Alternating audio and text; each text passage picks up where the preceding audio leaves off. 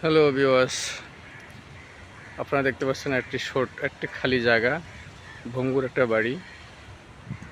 অনেকাংশ ভেঙে ফেলা হয়েছে, কিছু অংশ রয়ে গেছে। এটা সেই বাড়ি যেটা সারা বাংলাদেশের মানুষ এক নম্বর চিন্তা 32 নম্বর জুলাই আগস্ট করে স্বৈরাচার আর ফ্যাসিস্ট যখন আবারও বিভিন্ন পরিকল্পনা নিয়ে সারা বাংলাদেশের মানুষের উপর বিভিন্ন জায়গায় গুপ্ত হত্যা শুরু করলো, তখনই আবার ছাত্র জনতা মিলে এই বাড়িটি ভেঙে ফেলেন।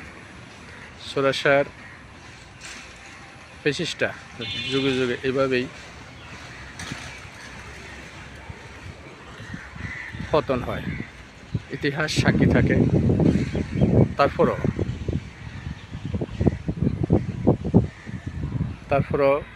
স্বৈরাচার ফ্যাসিস্টরা শিক্ষা নেয় না।